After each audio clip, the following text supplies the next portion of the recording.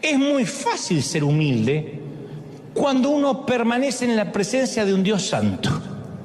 Muéstrame un tipo orgulloso, te voy a mostrar un tipo inseguro y alguien que no ora realmente. Porque arrodillarse y decir, Señor Jesús, acá estoy en tu presencia, dame, Señor, las multitudes y permite ir a las naciones y que la chiripiorca me agarre, eso no es orar. Orar es dejarse examinar por Él. Lo que más debe aterrarte es que vivas una vida playita, superficial, que diga, a mí me va bien, yo grandes problemas no tengo. Entonces déjame que te diga, dudo que tengas un propósito. Porque Dios no va a procesar a alguien porque sí. Cuando Dios te procesa, te quiere enseñar a administrar sus graneros.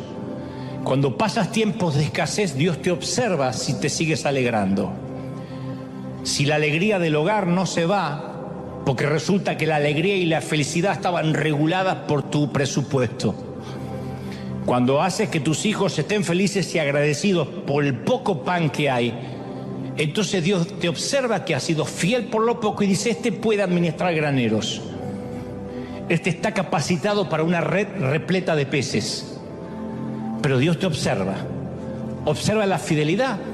En la congregación, en la iglesia, te ponen en un sitio a servir que a lo mejor nadie te ve, parece que nadie te da las gracias.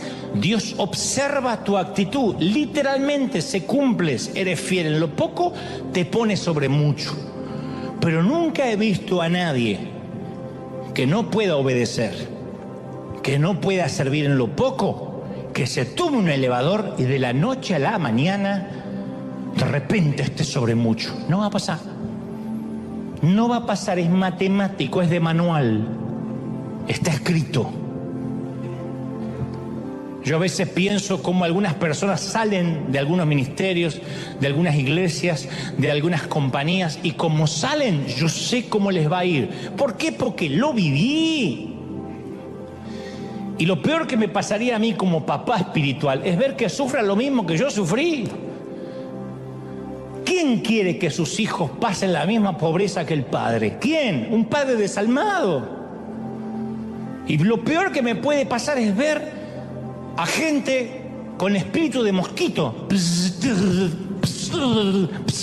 Yo sé que ahí no vuelve nadie. Y cuando vuelven chamuscados, quemados. Entonces me dan ganas de decirle, no, vive el propósito, agradece este tiempo. Porque el propósito significa que el Dios de los sueños es más importante que los sueños de Dios.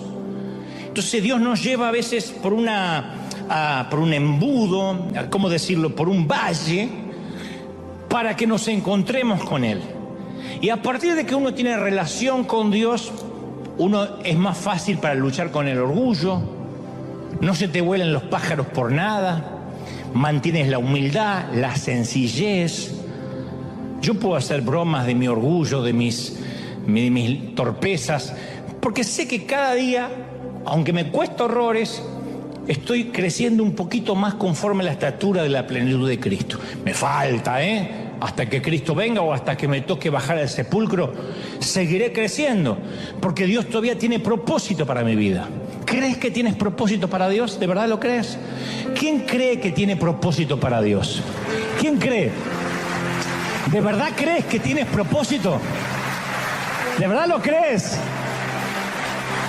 Dios te va a moldear. Te va a moldear como el alfarero, te va a desarmar, te va a volver a armar, te va a quitar con el cincel, va a cincelar las partes ásperas de tu carácter. Y agradece cuando eso pase. Tiene que pasar. Hay cosas que yo le digo, Señor, ya no quiero volver a pasarla más. Y Dios me dice, sí, regresa otra vez. No has pasado bien la prueba. A veces me siento con el pecho inflado cuando reacciono en el espíritu y no en la carne. Porque la carne no es que se quedó en las aguas del bautisterio y murió para siempre. Eso que dicen, yo ya no tengo más carne. Yo acá no veo ningún espíritu caminando. Todos tienen carne. Algunos más carne que otros, pero carne al fin. De manera que uno tiene que luchar todo el tiempo. Todo el tiempo. Y a veces, ante una misma situación que ya vivía antes, ahora reacciono en el espíritu. Y antes reaccionaba en la carne. Como dije una vez, cuando reaccionas en la carne, hay una satisfacción. Se lo dije. Le dije de todo. ¡Ay! La carne hace qué lindo, pero el espíritu en minutos se te empieza a afligir. El Espíritu Santo se contrista.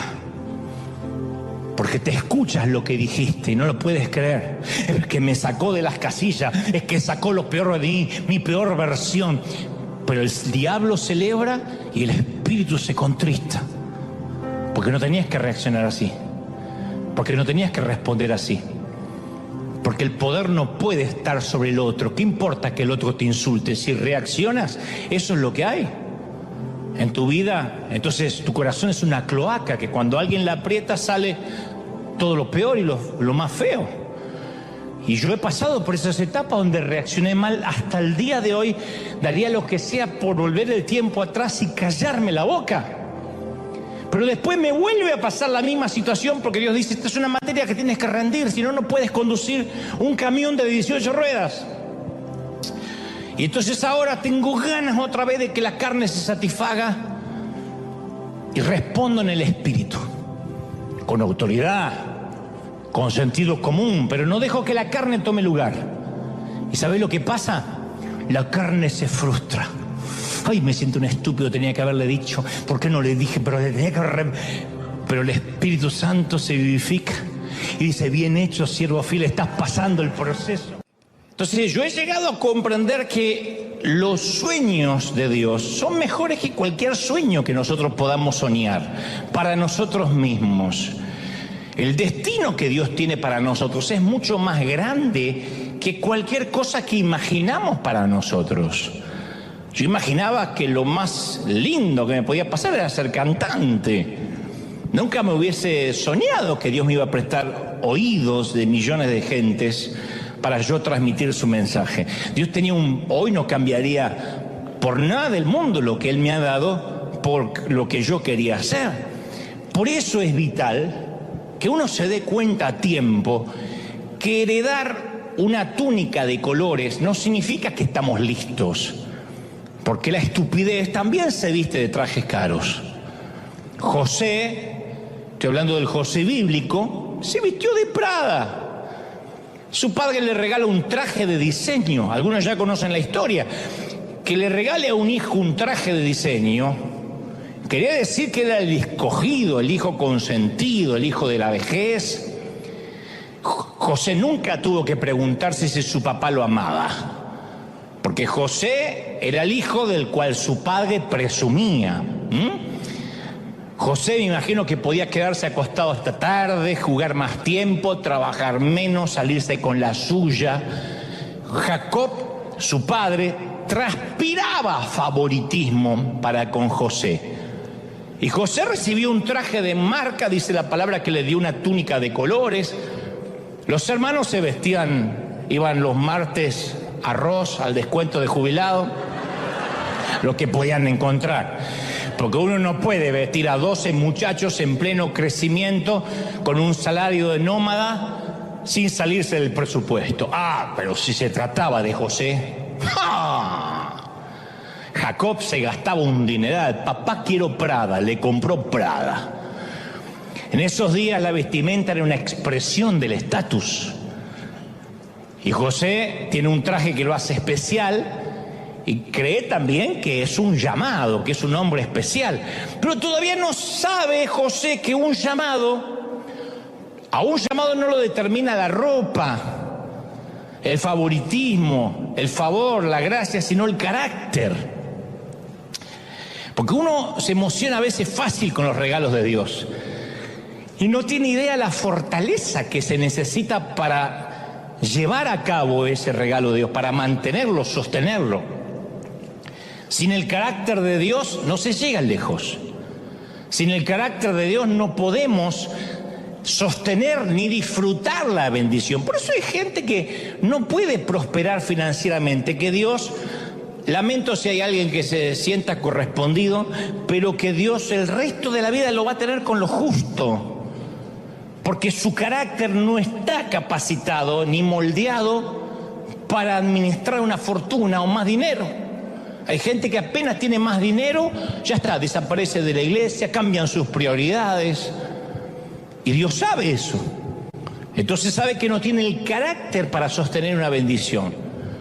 Pero a veces usar la túnica del favoritismo puede ser un problema.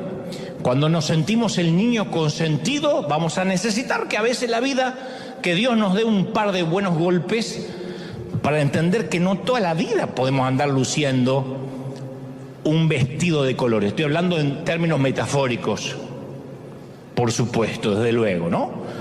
Podemos crecer pensando que somos el manojo de cosecha más grande en medio de las pequeñas y sumisas, que somos el tapón del océano, la última Coca-Cola del desierto. Entonces cuando llega alguien más inteligente, más ungido, más atractivo, nos mueve el piso porque estamos inseguros.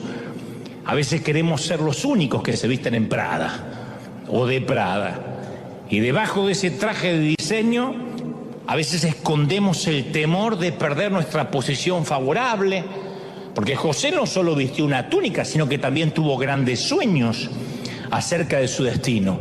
Y los sueños en la época de José simbolizaban algo profético. Estos sueños eran impactantes porque hablaban del futuro de José. Y uno podría pensar, bueno, José recibe esos sueños y tiene sentido común, se calla la boca, no lo cuenta. Pero no, el muchacho no tiene sentido común. Reúne a sus hermanos que ya lo envidiaban, porque estos se vestían en ros y este andaba con su traje de Prada. Estos no tienen la túnica especial de él, ya lo odian, y el tipo les cuenta el sueño. Che, escuchen mi sueño, muchachos. Soñé que en un campo estaban todos los manojos de cosecha de cada uno, y de repente se levanta mi manojo de cosecha, mi gavilla se levanta más que la de ustedes. Y ustedes se reúnen alrededor de mi manojo y se inclinan. Esto quiere decir que un día voy a gobernar sobre todos ustedes. Yo voy a ordenar y ustedes se van a someter. Y ustedes se me van a inclinar expresando obediencia a mi autoridad. ¿No es genial? ¿No se alegran por mí? ¿Por qué no jugamos un poco al manojo póstrate para practicar? A ver, practiquen, inclínense ante mí. ¿Qué? Peor que un argentino recién llegado del Mundial. No lo soportaba nadie. Y el autor deja muy claro la respuesta de sus hermanos. Y lo odiaron aún más por los sueños que él les contaba. Esto es un serio caso de envidia manojera. Por contar sueños, o gavillera, por contar sueños que no tiene que contar. Ahora, José va a lograr grandes cosas, va a ser famoso, va a hacer que su padre se enorgullezca, y empieza a hacer autopromoción de lo grande que será su vida. Y ahí empezamos a descubrir que la estupidez también se viste de Prada o de Gucci, menos de Hugo Boss, pero además se viste de todas las marcas. Los pasos son parte de nuestro proceso de maduración. Yo a veces he orado para que Dios diseñe otro proceso a mi manera, más rápido. Jamás ocurrió. Porque el Señor ordena mis pasos. Y cuando intenté acelerar el proceso de Dios, me frenó diciendo, no, Dante, te saltaste un par de pasos, regresa al casillero anterior. Y acepté el proceso, con dolor. Tal vez quieres hijos, pero no estás listo para ser padre. Y el poder procrearlos no necesariamente significa que estás capacitado para ser padre. Quizás quieras una pareja, pero no estás listo para el matrimonio. Capaz que le estás pidiendo más a Dios en tu vida, pero tienes que aprender a manejar lo que tienes ahora. Entonces muchos renuncian al duro trabajo del proceso o se desencantan con el proceso porque no ven resultados. Ese es el gran problema del endeudamiento de mucha gente que a lo mejor conduce un auto que no puede sostener. O vive en una casa que apenas puede pagar porque se saltearon el proceso. Hay momentos que a lo mejor hay que achicarse un poco, vivir un poco más amontonados, hasta que seamos más holgados y podamos acceder a una cuota mayor, a una responsabilidad más grande. Pero cuando la gente quiere saltarse el proceso, a lo mejor no es la época de tener el último celular de ultimísima generación. No es el momento, a lo mejor, y no estoy hablando de pecado, digo, no es el momento, porque Pablo habla de pecado y de carga, de peso y de pecado. Despojémonos de toda carga, de todo peso y de todo pecado. Entonces el pecado lo entendemos fácil, pero el peso es aquello que nos autoimponemos sin que nadie nos pida. Y vivimos estresados porque estamos sosteniendo un elefante blanco que nadie nos pidió que adoptáramos. ¿Podríamos vivir más livianos? Claro. ¿Podríamos esperar a estar mejor financieramente? Claro, pero de pronto nos llegaron tantas tarjetas de crédito con tantas ofertas que pensamos, esto en mi país no lo podía hacer nunca, lo voy a hacer acá. Y de pronto estamos atados a 50, 60, 70 años de deuda. Porque la estupidez también se viste de Prada. Y no nos damos cuenta que hay que esperar un crecimiento. ¿Cuánta gente no sabe que el roble que imaginaron está en algún lugar de la semilla que ahora recibieron? Pero todavía no es roble. Y cuando la vida no va por el camino que habíamos planificado, ¿cuál es la opción más fácil? Renunciar. Mandarnos a mudar. Bueno, este empleo, esta familia, no es lo que soñé. Yo había soñado a esta altura de mi vida grandes cosas, jugar en una liga más grande, así que ¿para qué ser fiel en donde Dios me puso? Mejor me salgo y me tomo el elevador. ¿Sabe cuánta gente se toma el elevador? Y dice, no, yo voy a hacer el camino más fácil. Porque siempre el atajo parece más atractivo. Pero cuando uno renuncia al proceso, produce gente que vive en un patrón de renuncia constante, gente que hace una cosa, fracasa, hace otra cosa, fracasa. Busquen a aquellos que intentan tomar un elevador, en 2 o 3 meses no saben más nada de ellos. Dicen que Dios le cambió el llamado, que ahora Dios le cambió la asignación, que es la manera de decir fracasé porque me apuré. El crecimiento ocurre cuando decidimos ser fieles a una situación que no nos gusta, que todavía no comprendemos, pero aquí se demuestra mi fidelidad. El proceso siempre precede, es antes del logro, siempre. Dios no comparte su gloria con nadie. Cuando empezamos a tomar la gloria destinada a Dios y la empezamos a disfrutar, la unción del Espíritu Santo nos deja. Es inmediato, como apagar el interruptor de una luz. Entonces, ¿qué tiene que hacer uno en la vida? Tomar control de la lengua. Decir, no tengo que hablar, que hable mi vida, no que hable yo. Porque si tenemos problemas con el alardeo, con la presunción, tampoco es un problema solo de la boca, de la lengua. Porque a veces parece que está centrado en la boca, decimos fulanita, menganito es bocón. Pero el problema comienza en el corazón. Jesús dijo eso precisamente en Mateo 12:34, porque de la abundancia del corazón, ¿qué habla? La boca, la jeta. Dice la versión Dante, habla hoy, de la abundancia del corazón habla la jeta. Eso es así. Mateo 15:18 agrega el Señor, pero lo que sale de la boca proviene del corazón, y esto contamina al hombre, no lo que entra. Lo que sale es lo que contamina. La Biblia deja claro que si tenemos problemas con lo que sale de nuestra boca, hay que echarle un vistazo al corazón. Porque lo que haya en nuestro corazón, tarde o temprano termina saliendo por la boca. El orgullo siempre tiene que dar su opinión. Nadie se la pide, pero el orgullo tiene que dar su opinión. El orgullo tiene que decirle a todo quién es él, qué ha hecho, lo que va a hacer. El orgullo nunca puede cerrar la boca, nunca. Y si el orgullo está en nuestro corazón, siempre va a encontrar la manera de salir, siempre. Las veces que yo me metí en problemas siendo más muchacho, es porque hablé, porque metí la pata, porque uno habla. Es muy fácil ser humilde, cuando uno permanece en la presencia de un Dios santo.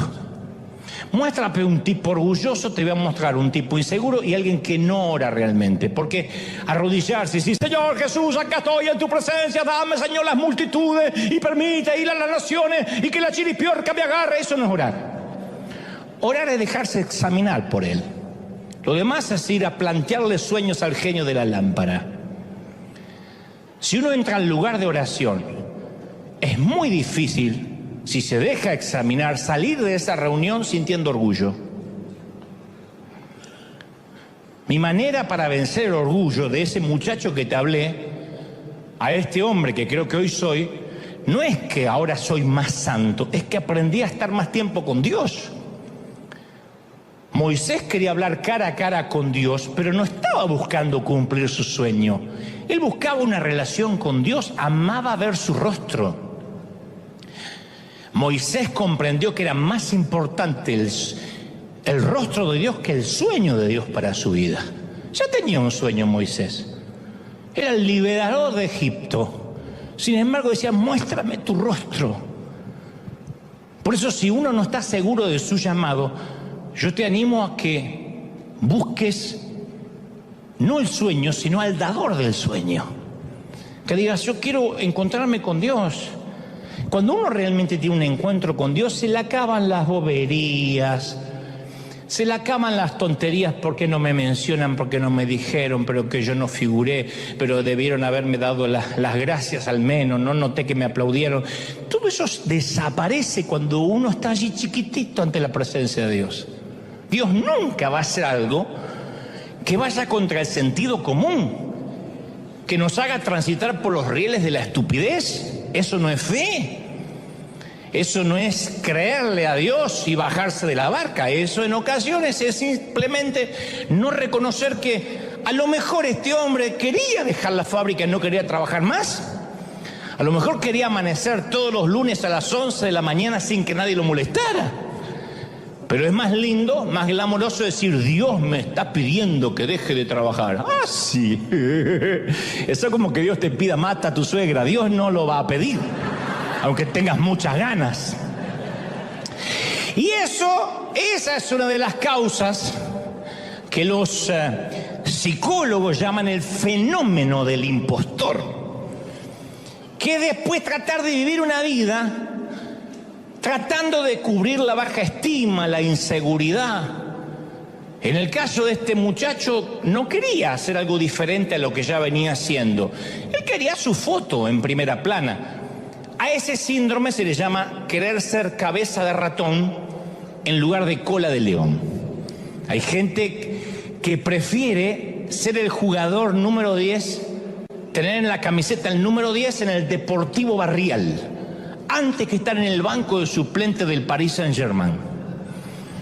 Hay jugadores que dicen, me llamaron de Europa. ¿Y dónde vas? Al Barça. Messi tuvo que estar tiempo en el banco. Ronaldo tuvo que estar tiempo, para los que conocen de fútbol, algunos están diciendo que yo miro béisbol. Bueno, son jugadores de fútbol. Ronaldo tuvo que estar meses sentado en una banca, pero estaba en un equipo europeo, en las grandes ligas, que es mejor que jugar en un partido, en un equipo pequeño de Portugal. Pero hay gente que dice, no, pero en Portugal, en Buenos Aires, en Caracas, en México, yo soy el número 10. El otro día hicimos un partido y ganamos 32-11. ¡Oh! ¿Viste esos partidos de solteros contra casados que ves 22 gordos corriendo que te da una lástima? El gordo hace así, mete la pelota y el arquero, como ya está cansado, dice, más sí, la próxima la atajo. Pero hay gente que dice, eso me gusta. Antes que jugar en las grandes ligas, Dios nos libre de ese estrechamiento neurótico de los vanidosos. Pero todos enfrentamos ese desafío, todos, Y nuestro Padre también nos da regalo a través de nuestro crecimiento. Pero José comete un gran error. Encuentra su identidad en el regalo que lo identificaba como el hijo favorito, en lugar de la relación con su padre que debió haber tenido, que lo hacía ser el hijo favorito. A veces el regalo es lo que nos empieza a dar identidad. Y como resultado uno termina perdiendo ese regalo. A veces uno puede cometer el error de quedar atrapado en el regalo que Dios nos ha dado. Entonces, si estoy sirviendo a Dios, me siento que Dios me ama. Por alguna razón me toca estar sentado y recibiendo, siento que ya la gracia y el favor se me fue. No, a menos que tome identidad de lo que hago y no de lo que soy.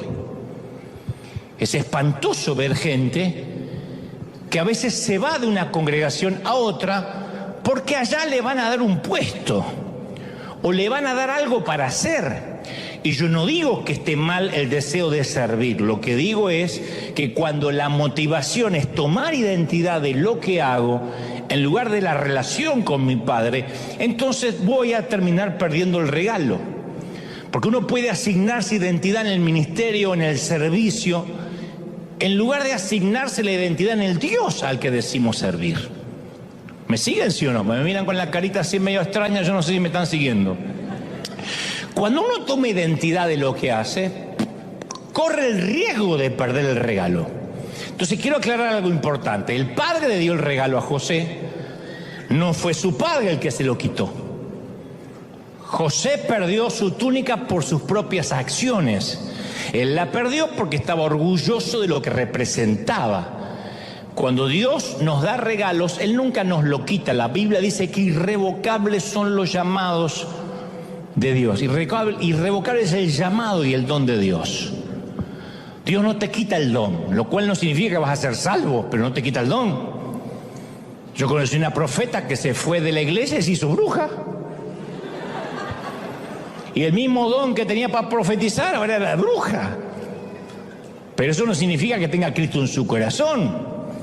Posiblemente si yo no me toca el día de mañana predicar, pueda tener la misma verborragia para hacer otra cosa, pero eso no significa de que voy a quedar mudo tan solo porque me vaya de la iglesia. Pero nosotros podemos perder los regalos de Dios. ¿Cuánta gente tiene un don de Dios maravilloso y no lo puede usar o lo usa mal porque su corazón no es correcto? Lo usa mal porque su corazón no está alineado con Dios.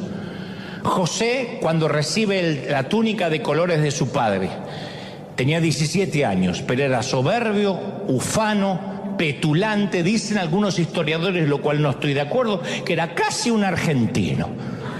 Yo creo que era mitad salvadoreño y mexicano.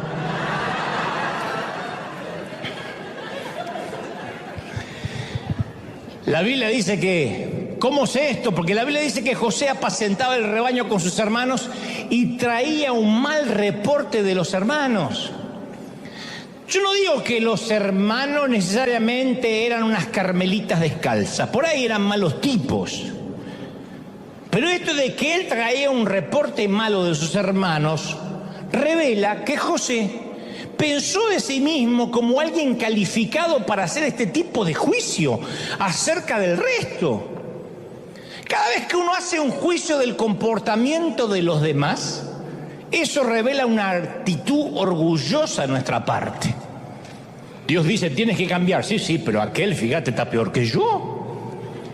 Ahora, ¿por qué Dios le daría un sueño tan grande a un muchacho de 17 años? ¿Qué la edad que se presume tenía José? ¿Por qué no esperar a que él fuera mayor, un poco más sabio, un poco más humilde? La respuesta es sencilla. Desde la túnica al trono siempre hay peldaños, escalones. Pero una de las razones por el cual el orgullo sigue apareciendo es que intentamos tratar con el fruto en lugar de ir a la raíz.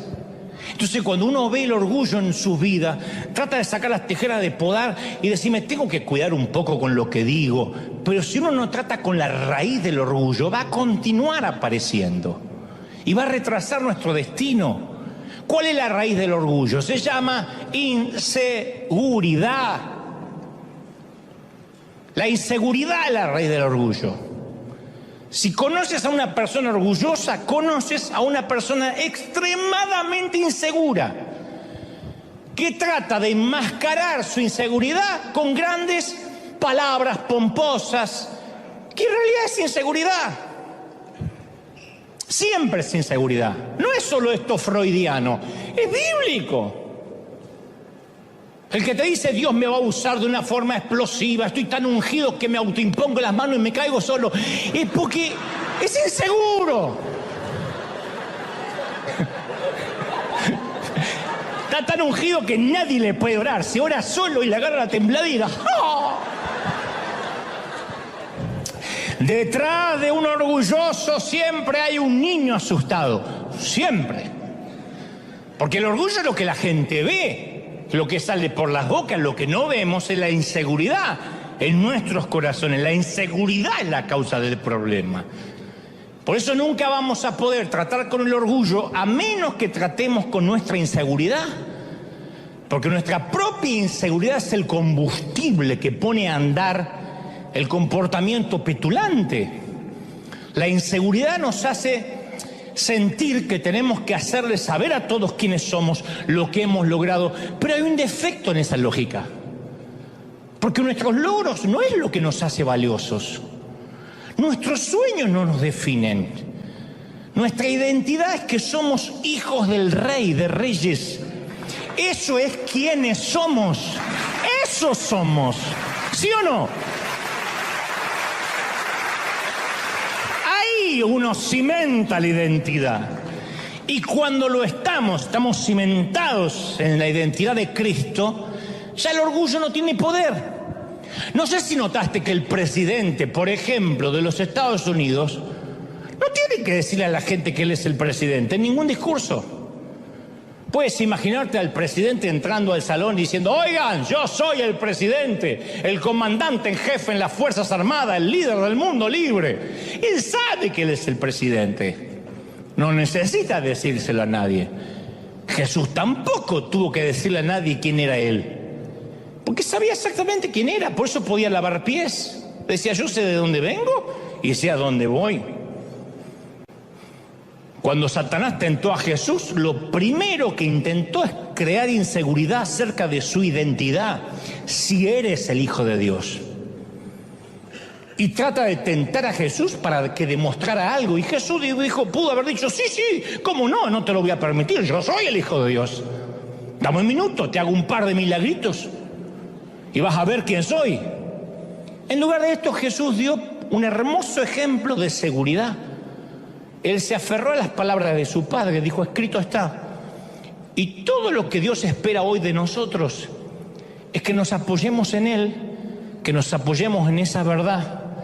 Jesús lo declaró en Juan 15:5, dijo: separados de mí, nada podréis hacer, nada. Yo siempre digo que soy un hombre sin oficio ni profesión, aunque hago televisión y puedo escribir alguno que otro libro y dar conferencias, sé que sin la unción de Dios, de verdad, no es falsa modestia, soy un torpe muchacho. Bueno, ya no tan muchacho, pero torpe.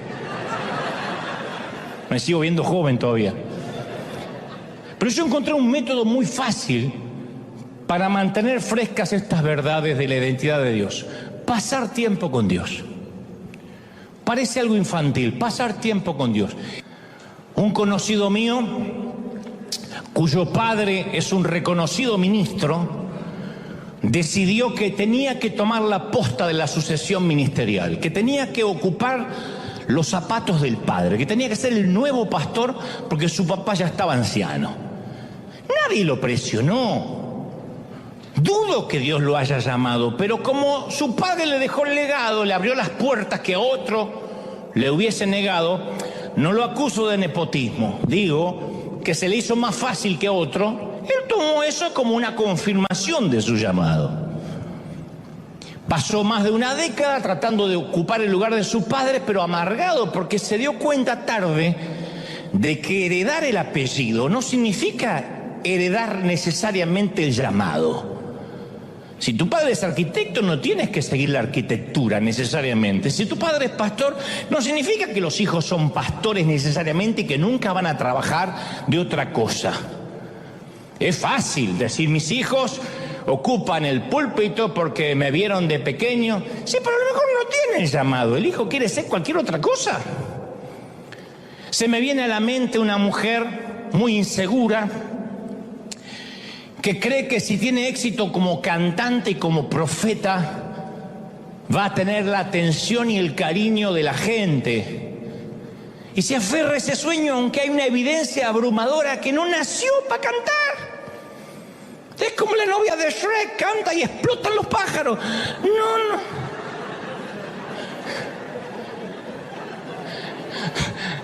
Dios no la dotó con esos dones. Pero ella se aferra a ese sueño. Y siempre que alguien trata de decirle que está cometiendo un error, le causa un dolor insoportable porque siente que la rechazan, que no creen en su llamado, que le quieren poner un pie encima. En el llamado de Dios no hay atajos, no hay elevadores. En el llamado de Dios nadie puede tomarse un elevador. ¡Uy, estaba acá y subí al 22! No pasa. Quien pretenda subir por un elevador está enamorado de la foto, de ver su imagen allá arriba. Y no puedes enamorarte de la foto sin pasar por el proceso. Dios sabe que una bendición demasiado pronto y sin proceso nunca es bendición. Una bendición que llega demasiado pronto nunca es bendición. Vayan a buscar la historia de los ganadores de la lotería. Especialmente si esos ganadores de la lotería no tenían donde caerse muertos antes de sacarse el gran billete. O los boxeadores que de una pelea a la otra se hacen multimillonarios. O futbolistas que firman un contrato astronómico, soberbio y sideral de la noche a la mañana y terminan con vidas disipadas, con vidas perdidas, porque no tenían el carácter para administrar, para sostener la bendición. Y la vida de José es una historia de buenas y de malas noticias. Es el consentido de papi, eso es muy bueno. Sus hermanos lo odian a muerte, eso es muy malo. Su papi le regala una hermosa túnica Prada, eso es muy bueno. Sus hermanos lo hacen trizas a la túnica, la cubren de sangre, simulan su muerte, lo venden como esclavo en un Egipto lejano, eso es muy malo. José se asegura un empleo equivalente a Silicon Valley en el Egipto con Potifar, un jefe rico, un magnate. Le cae muy bien a Potifar, así que se le concede mucho poder, le da un ascenso, trabaja en la oficina principal, termina haciéndose cargo de todo, es un gran empresario, aparece en la portada de Forbes. Además de todo eso, José es un hombre asombrosamente bien parecido a Tom Cruise, pero más alto, más guapo y argentino. Tiene todo. Todo esto es muy bueno. La esposa de Potifar está de acuerdo que es muy guapo, trata de seducirlo, eso es muy malo. José se resiste, eso es muy bueno. La mujer despechada se enfurece, le miente a su esposo, hace que José vaya a dar con sus huesos a la cárcel. Como en Egipto no hay una buena regulación contra el acoso sexual, José está atrapado, muy malo. En la prisión conoce al mayordomo del faraón, interpreta su sueño, predice que el mayordomo lo van a dejar a salir en libertad condicional y se quedan de acuerdo que cuando éste salga en libertad condicional va a conseguir la libertad de José. Pero el mayordomo se olvida de José y él languidece en prisión. Muy malo. Y uno se pregunta, ¿cómo termina esta historia? Lo que importa en las historias de buenas y malas noticias es cómo termina la última parte. Si termina con malas noticias, todo lo que haya pasado fue una falsa esperanza. Si la historia termina con buenas noticias, la historia entera queda redimida. No importa lo que haya pasado. Entonces hay una gran diferencia entre la fe y la necedad. A veces sabemos, estamos conscientes que estamos haciendo una estupidez, pero la disfrazamos con Dios me dijo, con Dios me llamó. Y eso es porque nos miramos al espejo de tanto en tanto y vemos un hermoso traje y pensamos que ya estamos listos para cumplir el sueño. Y nos olvidamos que la estupidez también viste de Prada, que la estupidez llega a los 40, a los 50, a los 60, a los 80. La estupidez no tiene límites y tampoco respeta edades y mucho menos niveles académicos. El Señor no envió a José a que fuera vendido como esclavo e incluso que fuera a prisión porque sí. Él estaba con él. Continuamente en las Escrituras, si ustedes leen la historia, van a decir, y Dios estaba con José. José estaba saturado de significado y de propósito. Una y otra vez dice, y Dios estaba con José en la cárcel, en la casa de Potifar, en el pozo, en la cisterna. José tuvo que aprender a vivir sin la túnica. Cuando entendió lo que era vivir sin la túnica, recién pudo cumplir su sueño, alcanzar la profecía y llegar al trono. Terminó siendo gobernador de Egipto, el segundo hombre más rico y más poderoso del mundo, y probablemente tenía en su closet cientos de túnicas Prada. Cuando ya fue poderoso, Dios le restituyó lo que había perdido al 100%. ¿Cuándo? Cuando José recuperó algo mucho más importante que la ropa, que una túnica. Cuando recuperó la relación con su padre. Durante años no supo nada de su papá terrenal, ni siquiera estaba seguro que vivía. Pero después que José se dejó procesar, restauró su relación con su padre y recuperó lo perdido. Entonces hoy quiero que agradezcamos por la temporada que nos toca vivir sin la túnica de colores, porque significa que Dios tiene un propósito. Quiero que te lo grabes. Si las cosas se están poniendo feas, es porque Dios tiene un propósito. ¿Cuántos de los que somos papás quisiéramos evitarle dolor a nuestros hijos o no? ¿Quién no le daría por las noches una inyección de experiencia para que nunca le rompan el corazón a nuestra niña, para que nunca nuestro hijo lo despidan del empleo, para que nunca tenga una mala nota? Por eso hay padres que cuando vienen con una mala nota del colegio quieren ir y quemar el colegio con los profesores adentro, porque mi nene no se lo merece. Pero va a tener que golpearse en la vida. ¿O no nos golpeamos nosotros en la vida? ¿O cómo llegaste hasta aquí? ¿Quién de nosotros salió de una cajita de cristal? ¿Quién vivió en una burbuja? Yo pasé años predicando en pequeños campamentos donde me ponían en el peor horario. Estaban todos los muchachos así. Yo decía, ya termino. Habían jugado la pelota, piscina todo el día y me ponían a última hora a predicarles. Hacía programas de radio que escuchaban tres ancianas. Que como no podían orinar bien, ponían la radio. Yo no entendía que mientras que yo trataba de edificar un ministerio, Dios estaba tratando de edificar a un hombre.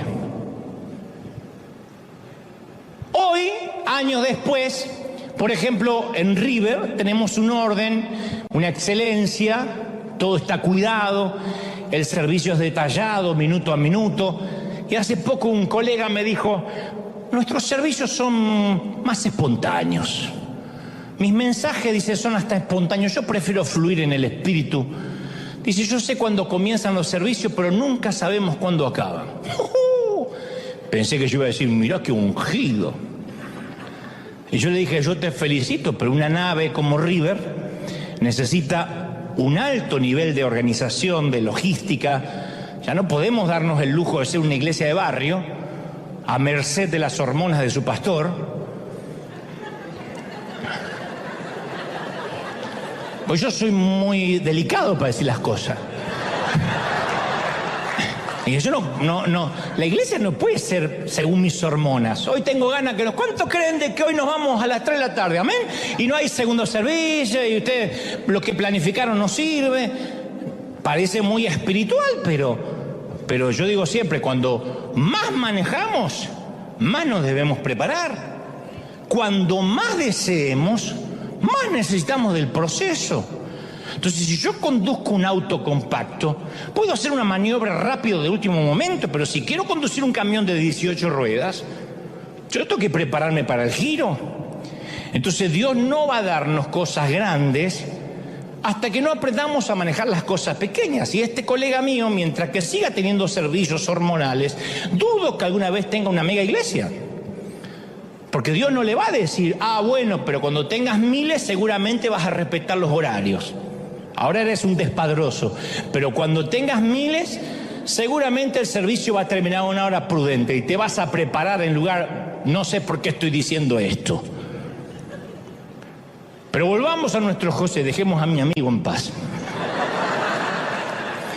Las Escrituras dicen que sus hermanos lo odiaban por causa de sus sueños, Génesis 37:8, y por causa de sus palabras.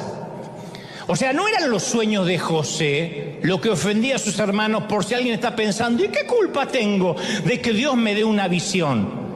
No, es la forma que hablaba de sí mismo lo que exasperaba a los muchachos. Pero los que tienen 17 no son los únicos que presumen, ¿eh? Desafortunadamente presume gente de 30, de 50, de 60. Parece que todos somos susceptibles a presumir en algún momento. Hace muchos años, San Gin, un querido predicador que coincidí con él en Argentina, me dijo, hijo, tengo una palabra, la tengo anotada, la encontré en la parte lateral de una vieja Biblia que tengo en casa. Dice, nunca te preocupes por promocionar tu fuego. Si de verdad lo tienes, la gente correrá de todas partes del mundo para verte arder. Nunca tendrás que hablar del fuego, el fuego hablará por ti.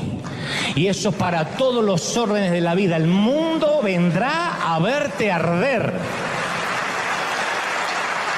Vamos a orar, vamos a levantar nuestras manos al cielo y vamos a orar.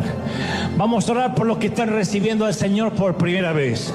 Si nunca escuchaste un mensaje así, di conmigo, Señor Jesús, entra en mi corazón, perdona mis pecados, anota mi nombre en el libro de la vida. Gracias, Señor, gracias por perdonarme. Y ahora todos levanten sus manos al cielo. Yo quiero orar por ti, aquí en casa, los que están viendo desde otras partes del mundo, del planeta, de todo el globo. Dios te bendiga, Dios te guarde, Dios te llene. Padre, he transmitido lo que creo me has dicho que diga tu pueblo. Pero ahora, Señor Jesús, me uno a estas voces, me uno a niños, jóvenes, ancianos y adultos para bendecir el proceso. Vamos, levanta las manos y bendice el proceso. Dile, Señor, gracias por este tiempo sin túnica. Gracias por este tiempo de dolor, de escasez, de enfermedad, de panteones, de hospitales, de cuidados intensivos. Porque sé, hoy me voy con la confirmación de que hay un propósito, de que hay un llamado de Dios. Y ese llamado, dice el Señor, es irrevocable. ¿Sabes? Yo he sentido mientras predicaba recién que el Señor me dice que te diga, yo no te dejo hasta que no termine mi obra en ti. Yo no estoy dado por vencido contigo.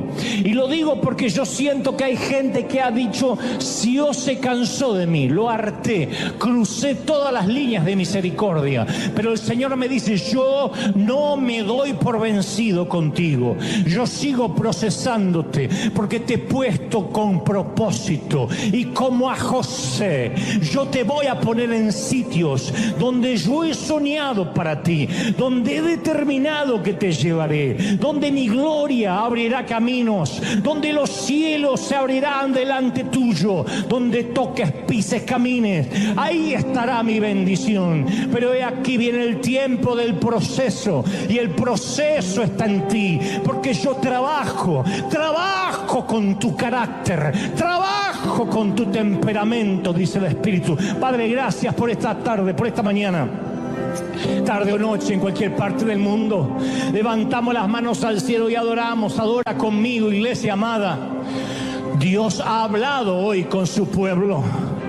Dios ha hablado no solo con River, sino con los que pertenecen a este río de todas y cualquier parte del mundo. Amados consiervos pastores, amados líderes, cómo los ama el Señor ahí en cualquier parte del mundo. Bendigo a aquellos que están luchando con una congregación pequeña, han soportado divisiones. El Señor me ha dado desde hace semanas una palabra para ustedes. No se entreguen, no se rindan, no baje los brazos. A veces un saneamiento, una limpieza, una liberación de las arterias de la gracia trae un nuevo mover. No retengas a los que yo he quitado, dice el Señor. No te preocupes por los que yo me llevo, porque dice el Señor, yo estoy preparando el terreno para lo que va a venir sobre tu congregación. Estoy orando por esos ministros que están luchando con enfermedades secretas. Están penando para poder pagar sus gastos privados. Y hay alguien especial que dice, no puedo ni decirle a la congregación, no sé qué van a pensar. Yo voy a sustentarte, dice el Señor. Pero estoy preparándote porque muchos de mis hijos, muchos de mis siervos los he perdido. Han perdido la sensibilidad conmigo, dice el Señor, a causa de que les di prosperidad.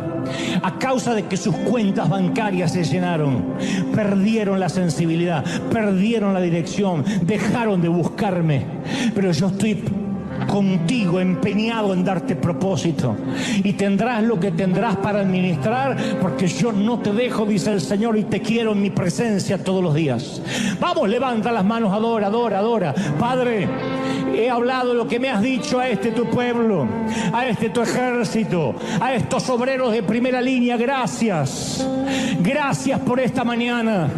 Mayo, mes de bendición. Vamos, levanta las manos y declara que mayo se abren los cielos para ti, se abren los cielos para tu familia. Te bendice el Señor, te bendice en todas las cosas. Mayo de gloria, mayo de bendición, mayo de cielos abiertos. Padre, lo creo, lo declaro, lo confieso. Te damos gracias. Seamos bendecidos en el cuerpo, en el alma y en el espíritu. Amén y amén. Gloria al Señor. ¡Aleluya! Que Dios te bendiga, José. Hasta el domingo que viene. Bendecido, bendecido. Chau, chau, chau, chau, chau.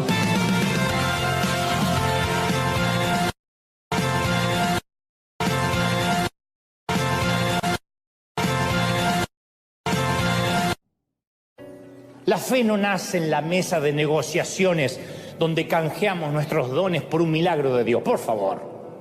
La fe no nace decretándola en un congreso profético. Son pamplinas. Te están timando. La fe tampoco nace pactando por un milagro. Son patrañas de alguna maratónica para robarte el dinero.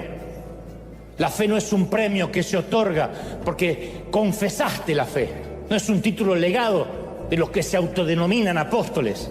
La fe es una zambullida desesperada desde el bote de los esfuerzos, creyendo que Dios nos va a sacar del agua. Alguien tiene que creerlo, ¿sí o no? ¡Lleva!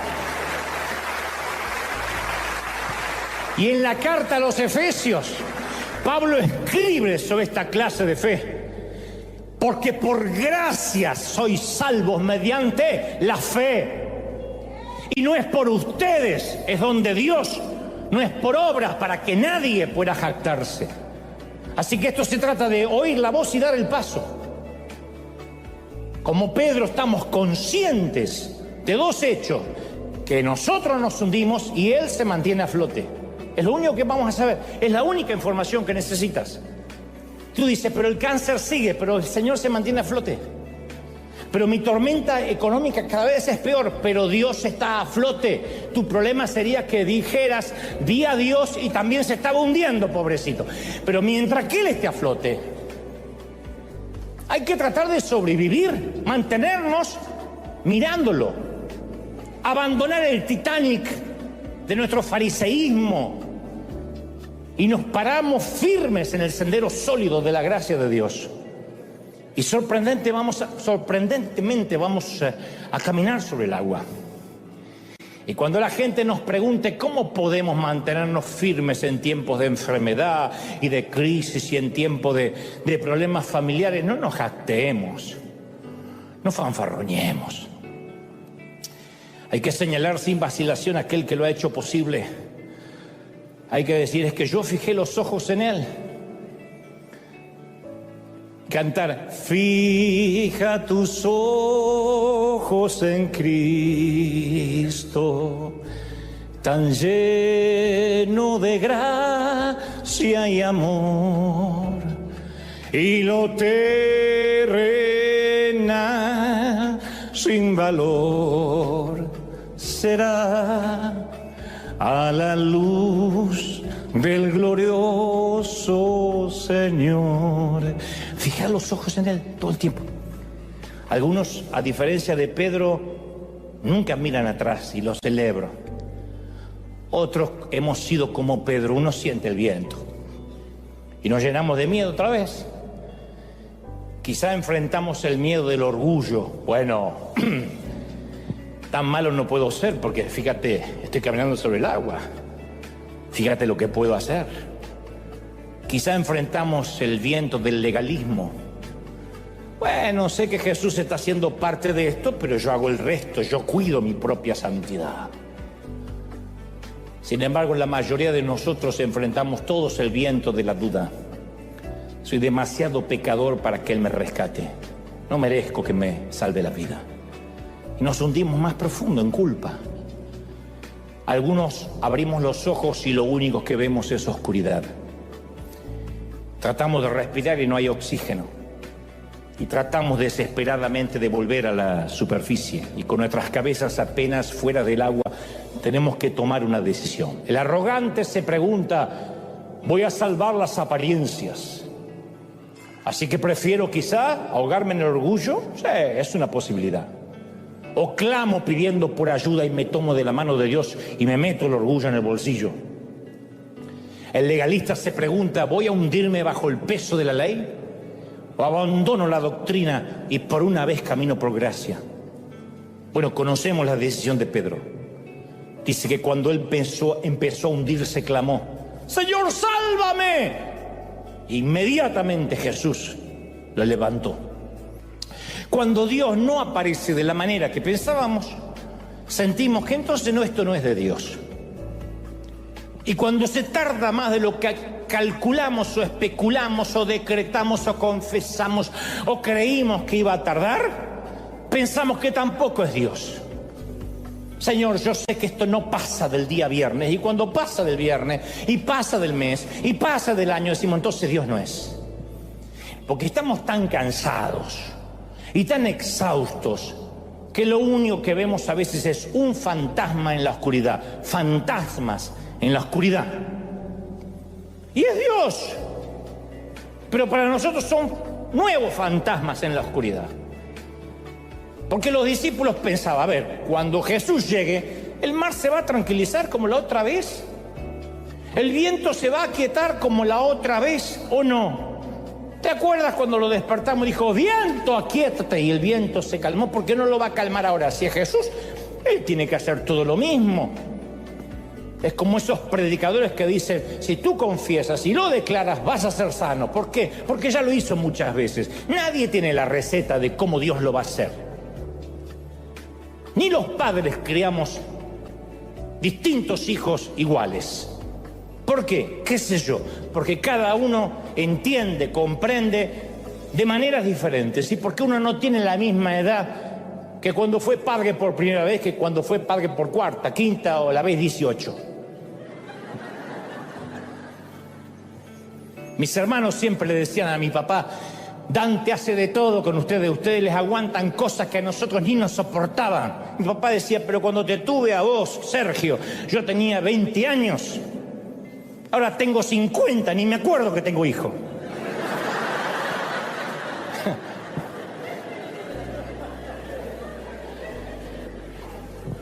Y el primero uno lo quiere criar perfecto y le quiere dar todo y leerle cuentos y que vaya, y después del quinto se vaya. Ahí tenés el iPad, fíjate ahí. Mamá, ¿qué significa googlear? Googlear. Buscá en Google, ¿qué me preguntás? Y bueno, y cuando pensamos, cuando Jesús llegue, el médico va a decir que el cáncer desapareció.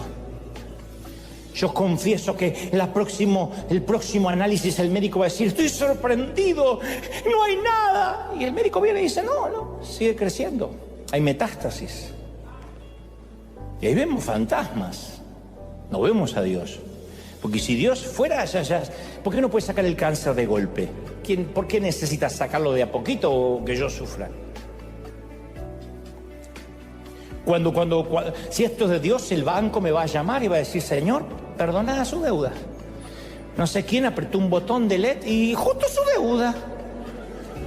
Y el banco dice, no, vamos a ejecutar.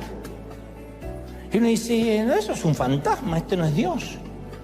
Porque Dios va a obrar como yo escuché, que dicen, no sé qué pasó, acá me dice que usted tiene 0 deuda. Y a veces las deudas así no funciona, tenemos que pagar hasta el último peso, refinanciar y pedir prestado y embarcarnos más.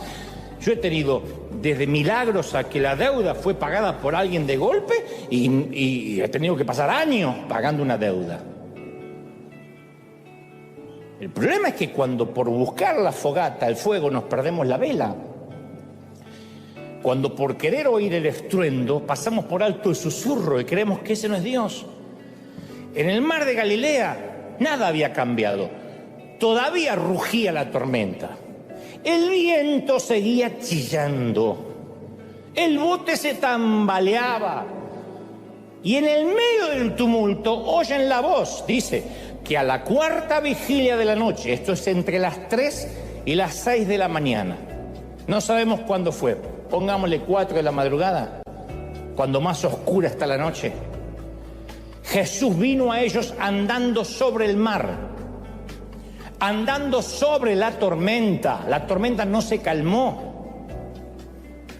Les quería decir, yo soy el Cristo que puede caminar sobre tu tormenta, no necesito calmarla para que me creas. Yo puedo caminar sobre tu crisis, puedo caminar sobre tu dolor. Y les dice, valor, soy yo, no tengan miedo.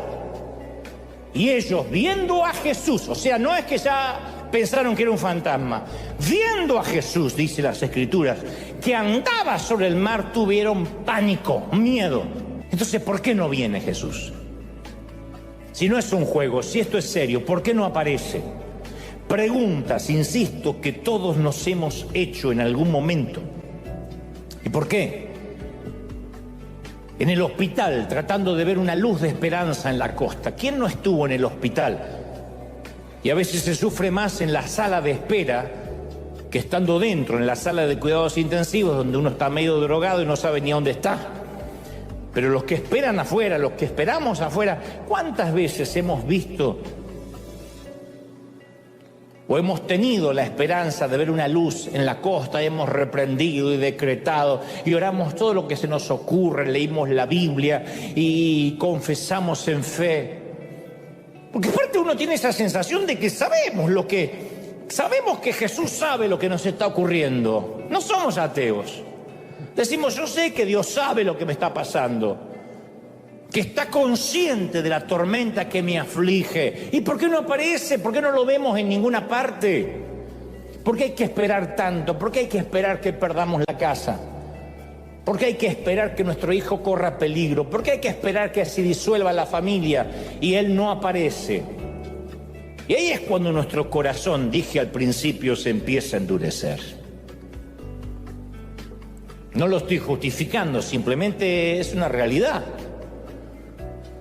Porque nuestras oraciones comienzan a salpicarse con preguntas a Dios, hasta hechas con rabia. Yo he orado con rabia muchas veces. Di que Dios me tiene paciencia y dice, este cabezón no sabe que lo estoy procesando. Pero yo he orado muchas veces con rabia. Señor, si no lo haces, nunca más te voy a servir. Oh. Y Dios se quedó preocupado meses. Pero uno se pregunta, ¿dónde está Dios y por qué me hace esto? ¿Por qué? ¿Por qué me hace esto? No estoy diciendo que provocó la tormenta, pero ¿por qué me deja solo? Entonces la piedra del dolor golpea la ventana de nuestro corazón y todo lo que vemos es la espalda de Jesús subiéndose al monte. Y duele, caramba que duele. La pregunta de los muchachos era, ¿qué esperanzas tenemos de sobrevivir a la tormenta de esta noche? Y la nuestra es, ¿dónde está Dios cuando mi mundo está embravecido? ¿Dónde está Dios cuando el enemigo parece demasiado grande, la tarea demasiado pesada, el futuro demasiado incierto y las respuestas demasiado pocas? ¿Dónde está? Y esto es lo que quiero compartirte, que quiero que jamás te olvides. Lo explicaré en un momento, pero quiero que no te olvides de este axioma, de este proverbio, de este tótem. Jesús sabe cómo te sientes. Lo diré otra vez. Jesús sabe cómo te sientes. Jesús sabe cómo te sientes. ¿Lo oíste? Lo grabaste.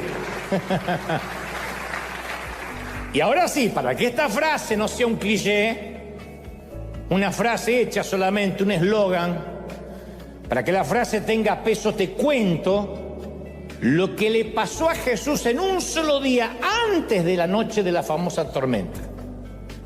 Vamos a retrotraernos en el tiempo un poquito, como hacen las series de Netflix o las películas que de pronto hacemos un flashback y volvemos hacia atrás el mismo día de la tormenta, pero temprano, cuando comenzó el día, para que pensemos y entendamos a priori por qué Jesús se fue a la montaña y los dejó solos. Yo he aprendido que a menudo la fe es la hija del miedo. Yo lo he aprendido así. Nunca me lo enseñaron, lo aprendí a los golpes. La fe es la hija del miedo. Pedro, por ejemplo, sabía lo que esa clase de tormenta podían hacer. Era pescador, más que cualquier otro. Era un viejo lobo de mar. Y había oído historias, había visto los naufragios, conocía las viudas de los pescadores.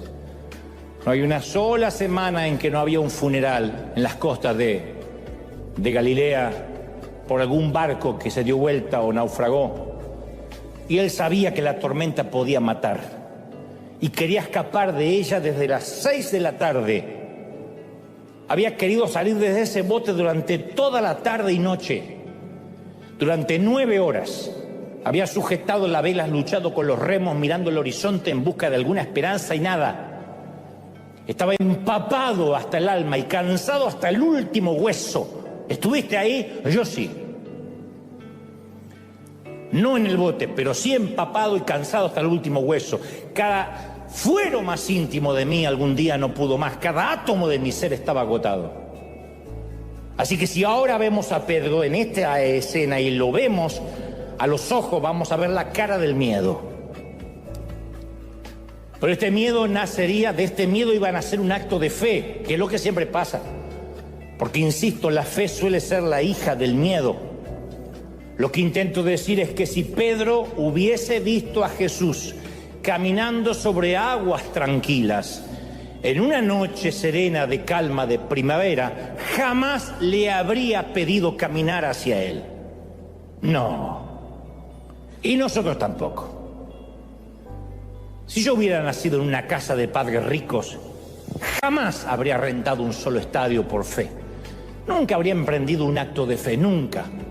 Uno piensa al revés, que si hay mucho dinero en el banco uno hace grandes cosas. No. Uno se queda en la zona segura y no hace nada. Muchos de ustedes no estarían en este país si las cosas hubiesen salido muy bien o como esperaban en vuestros países. Me consta que algunos cruzaron la frontera desesperados para tratar de darle un poco de dignidad a su familia, y algunos solos vinieron aquí a pelearse palmo a palmo con la vida, en una vida que es mucho más difícil que en nuestros países, especialmente cuando no hay legalidad, para poder mandar una remesa y poner un poquito de pan en la mesa para sus hijos. Para eso se necesita miedo, miedo a no morirse de hambre. Para eso se necesita miedo, temor de no quedarse en la pobreza. Y el miedo produce la fe, de eso estamos hechos los que hemos tenido miedo. Y entre otras cosas, jamás habría predicado un solo mensaje si no hubiese tenido pánico de hablar la primera vez. Jesús sabe cómo te sientes. Jesús sabe cómo te sientes. Cuando estás harto, cuando dices, ya ni quiero servir a Dios, pero no por Dios, sino porque la gente me tiene harto. Jesús sabe lo que es arte la gente. Ay, Jesús a María. No, Jesús también se hartaba, porque había gente como nosotros, pesada, neurótica, loca.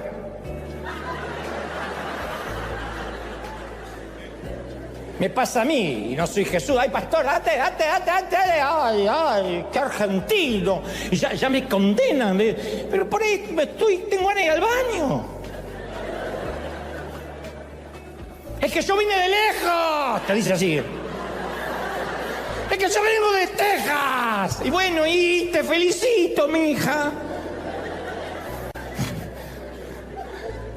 Ahora bien, todos sabemos que Jesús sabe lo que significa soportar grandes tragedias. Podemos hablar de que Él soportó la cruz, el huerto de Getsemaní. Mucha gente entiende eso. Pero por alguna razón nos cuesta creer que Jesús también sabe lo que es lidiar con el estrés, con el surmenage, con los días difíciles. Él también sabe. Quizás esa sea la razón por lo que este día, el día completo y la tormenta, está registrado en los 4 evangelios, en todos. Ninguna otra cosa aparte de la crucifixión lo cuentan los escritores de los evangelios. Ni el bautismo de Jesús aparece en todos los evangelios, ni su tentación, ni siquiera su nacimiento en detalle. Pero los 4 escriben sobre este día. Es como si Mateo, Marcos, Lucas y Juan supieran que algún día nos vamos a preguntar si Él nos entiende. Y ellos proclaman en grandes letras: Jesús sabe cómo te sientes.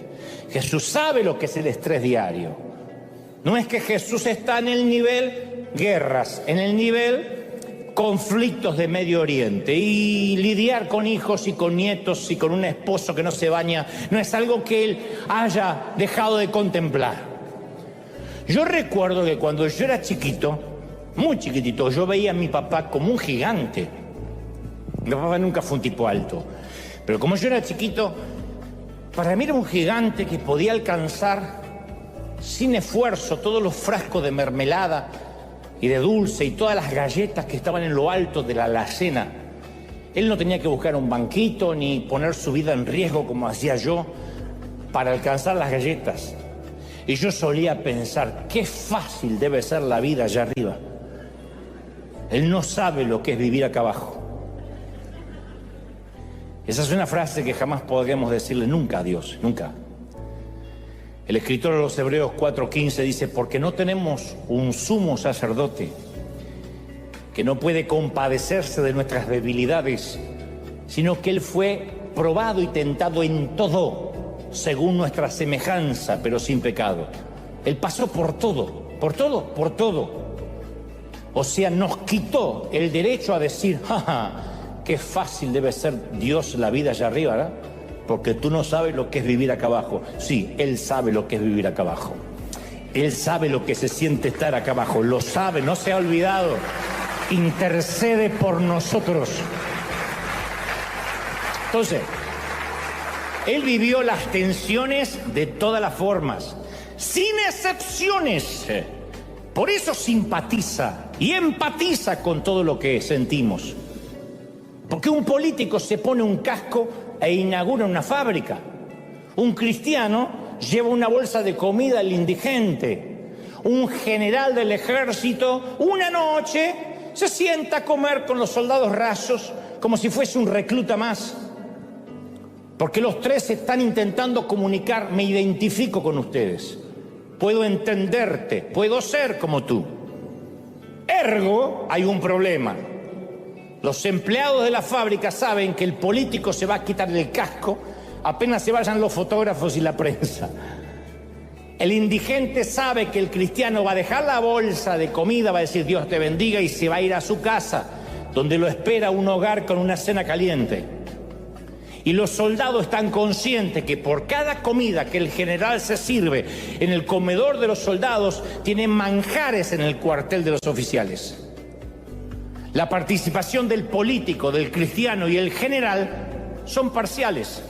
Es parcial esa participación. La participación de Jesús en nuestra vida es completa. El escritor de la carta a los Hebreos afirma con claridad que Jesús compartió completamente nuestra experiencia. Yo sé que cuando predico de ver a Jesús con ojos nuevos, hay muchos evangélicos que me detestan visceralmente, lo sé, me lo hacen saber, me mandan sus felicitaciones.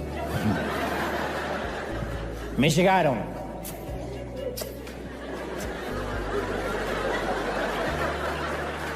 Me llegaron. Yo creo que me han mandado tantas veces al infierno que si aún me fuera, Satanás dice, no, ya te mandaron mucho. Porque es más atractivo limpiar las manchitas del altar. Nos sentimos más seguros con un Jesús que se parezca más a un héroe de DC Comics.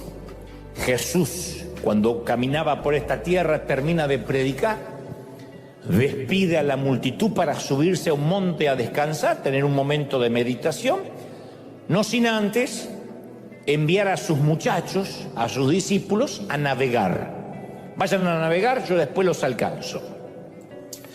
Mateo, el evangelista, es muy específico en el orden de los acontecimientos. Hace un orden arbitrario, intencional, porque tiene mucho que ver con lo que se va a desarrollar. Dice que Jesús envía a los discípulos al bote, acto seguido despide a la multitud, había un gentío, y él, en tercera instancia, se sube al monte a orar. Y ya tarde, cuando esto ocurre, presumiblemente y probablemente serían las 6 p.m., las 6 de la tarde, cuando empezó a rugir un viento furioso. Jesús está yendo a la montaña, los muchachos están bogando mar adentro y empieza a rugir un viento, eso que nuestras madres decían, me parece que esto trae lluvia. Notemos que Jesús mandó a los discípulos que enfrentaran la tormenta solos, que no es un tema menor, y esto es lo que tenemos que tener en cuenta. Jesús envió a sus discípulos a enfrentar la tormenta solos. Jesús no ignoraba la tormenta. Mientras subía a la montaña, él también sentía el viento, veía las nubes que se avecinaban, de manera que sospechaba, sabía con certeza que iba a haber una tormenta. Y los discípulos tendrían, insisto, que enfrentar la tormenta solos. El Señor sabía que la tormenta más grande de aquella noche no tendría lugar ni en el cielo ni en el mar, sino en el corazón de sus discípulos. Tenían que pasar por esa tormenta. El miedo mayor de sus muchachos no iban a ser las olas provocadas por la tormenta, sino ver las espaldas de su líder mientras los dejaba que enfrentara la noche solos, que enfrentaran la tormenta solos, repleto de dudas, como algunos de nosotros estamos ahora o hemos estado en alguna ocasión. Cuando vemos que el Señor parece que se aleja y nosotros nos quedamos solos con la tragedia. Y decimos, ¿pero qué hice de malo para merecer esto? ¿Por qué tengo que atravesar estas situaciones? ¿Y por qué el Señor se aleja? Porque es lo que sentimos, esa sensación de orfandad espiritual. Hay tormentas de nieve, hay tormentas de granizo, hay tormentas de lluvia, pero también están las tormentas de dudas, de esas que trae consigo una ráfaga de preguntas, un ventarrón de miedo. Siempre parece que hay más hambre en el mundo que comida, más necesidades que recursos, que dinero, más preguntas que respuestas. Parece que nunca se acaba. Desde hace 15 años yo me paro, casi 16 años me paro aquí cada domingo y trato de convencer a la gente de un Dios invisible que aún escucha y que ama. Y siempre digo, ¿cómo te ama, princesa, el Señor? ¿Cómo te ama, príncipe? Llevo a la fecha de hoy 901 mensajes haciendo esto aquí, sin contar las veces que hicimos cadena de 7 días o cuando he predicado por el mundo. Contando exclusivamente los domingos, y es el mensaje 901 que llevo haciendo esto. Y aún así se me suman miles de predicadores que están en este momento tratando de infundir fe a mucha gente que está llena de dudas. Y lo hago sabiendo de que hay gente que dice, yo intento creer lo que me dices de parte de Dios, pero Las tragedias siguen. El mundo, mi mundo está colapsado. No estoy hablando de que necesariamente estemos preocupados por la guerra de Ucrania, por el conflicto de Medio Oriente, sino que literalmente tenemos un caos en nuestro mundo y decimos, yo siento como que el Señor me dio la espalda, no importa los años de cristiano que tengamos. También me consta que hay algunos pocos dotados con una fe sobrenatural, y si tienes este don, puedes levantarte e irte ahora mismo y volver el próximo domingo, porque este mensaje no es para ti. Hay gente que dice, no, yo justamente vine con la chiripiorca ungida. Bueno, hay gente así. Si es así, este mensaje no es para ti. Pero como te dije al inicio, mensaje es para aquellos otros cuya mente parece que nunca descansa y que nos hacemos preguntas complejas y a veces como para tirar la toalla, literalmente. No es que seamos maníaco-depresivos, sé que la vida nos golpea, no nos da tregua, a veces nos deja en la lona y la mente no descansa, como dije. Fue el miedo a no tener nada que perder lo que me trajo a mí hasta aquí y la mayoría a ustedes. Un lago tranquilo siempre nos invita a quedarnos en la barca, y si no, pregúntenle a varios de vuestros hijos. Que algunos tienen edad, no quieren arriesgarse, no quieren hacer nada, porque papi y mami me mantienen, porque al cabo me deprimo si no me consigo el nuevo celular. La generación de cristal tiene que ver con gente que nunca ha tenido miedo de perderlo todo. Pero pone un hombre ante la disyuntiva de una muerte segura y una muerte probable y se decidirá por la segunda opción. Pedro sabía que quedarse en el barco era muerte segura, bajarse era muerte probable. Ningún acto de fe nace en un mar tranquilo. Muéstrame a un hombre, a una mujer que hace un acto de fe y te mostraré a alguien que no estuvo en la marea baja.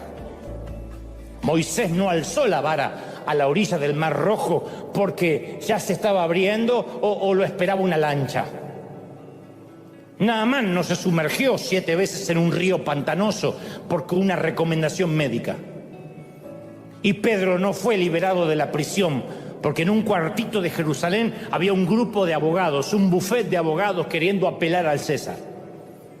Fueron creyentes desesperados que estaban contra la pared. Fue una iglesia sin opciones.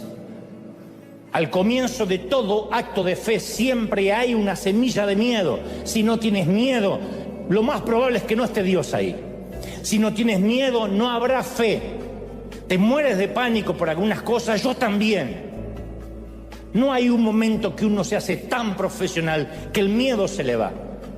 Me da terror estar aquí cada domingo. No tengo nervios de escénicos, pero tengo nervios de no decir lo que Dios me está diciendo que diga o no estar a la altura o de algún modo fallarle a Dios. No hay un solo momento en que yo no tenga miedo. Y a veces el miedo a la muerte, el miedo al fracaso, el miedo a la soledad producen escenas de fe. La fe comienza cuando vemos que nuestro bote se hunde y Dios está allí parado sobre nuestra tormenta. Pedro habría intentado sobrevivir toda la noche y no fue suficiente. Moisés tenía al frente al mar y atrás a los enemigos. Los israelitas podían nadar o pelear. Ninguna de las dos opciones era suficiente.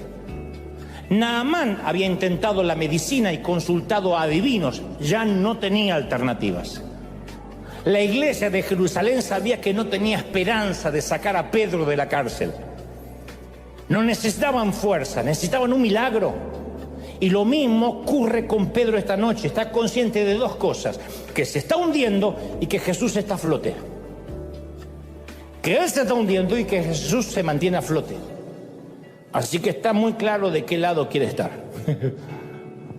Pedro dice: si eres tú, manda que yo vaya caminando hacia ti sobre las aguas. Andrés lo mira y dice: ¿qué? Que vaya sobre las aguas. Sí, te escuché, pero ¿qué? Pedro no está probando a Jesús.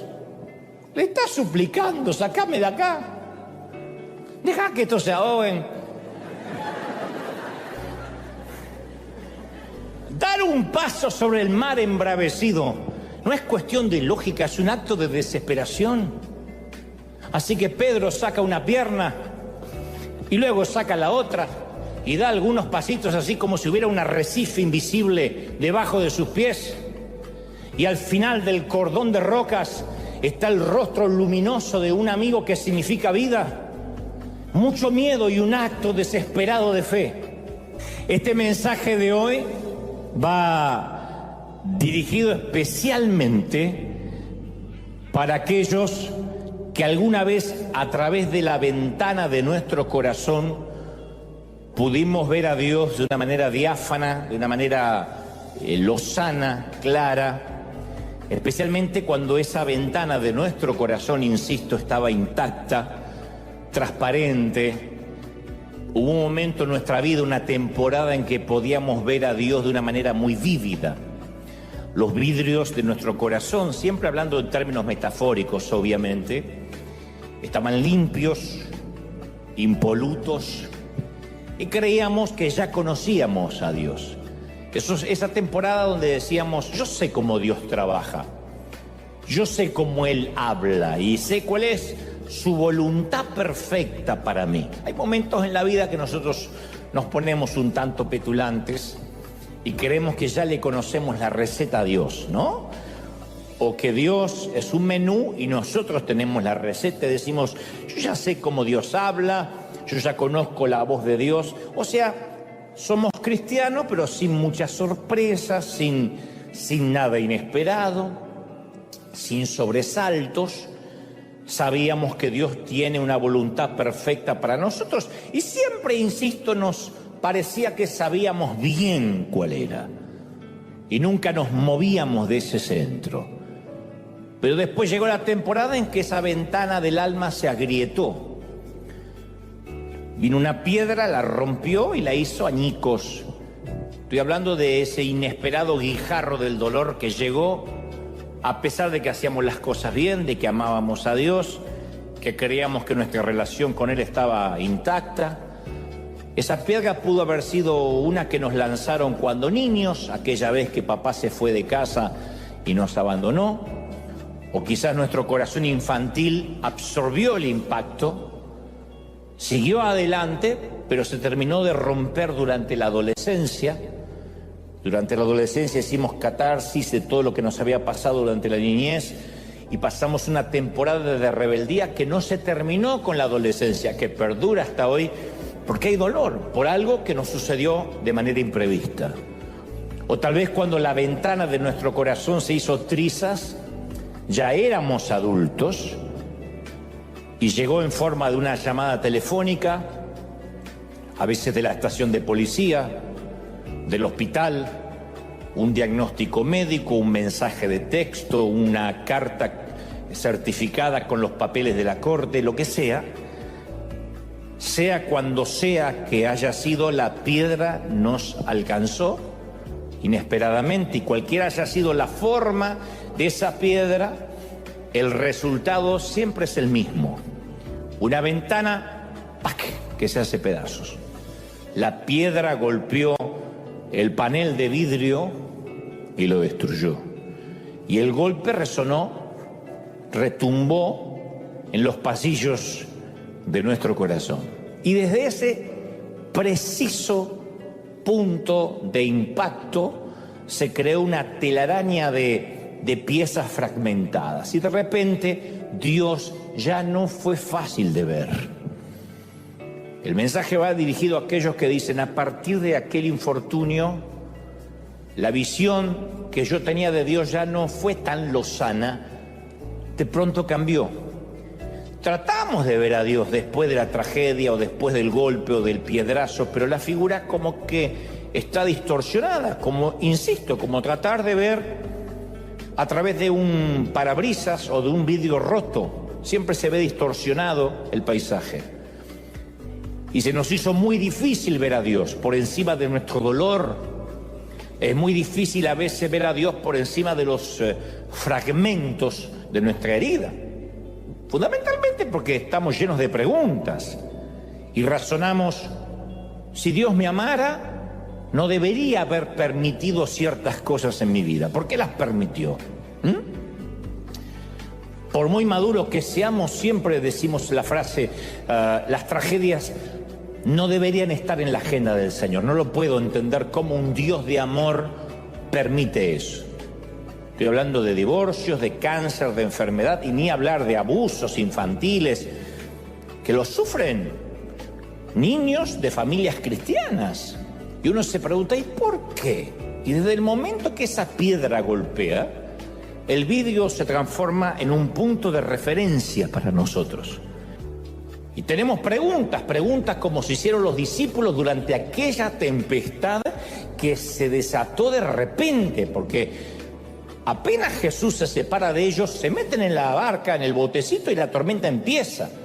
Y todo lo que veían eran cielos negros, mientras que ellos trataban de remar en el estropeado bote, remaban en una travesía de pesadilla. Se transformó de 0 a 100 en una pesadilla. Enormes vientos levantando crestas blancas de espuma en un mar de horror. Pesimismo que no permitía ver la orilla, oscuridad que hundía la proa, nubes que parecían humo pesado. Y los relámpagos parecían la batuta de un director de orquesta que daba las órdenes para que retumbaran los timbales del trueno, así que cada relámpago presagiaba un trueno que los hacía estremecer. Pero no era un trueno romántico, era un trueno que daba vuelta el barquito como una cáscara de nuez. Y el mar parecía un tazón en las manos de un gigante con Parkinson. Y por momentos quedaban suspendidos en el aire y un segundo después caían de bruces en el valle del agua furiosa.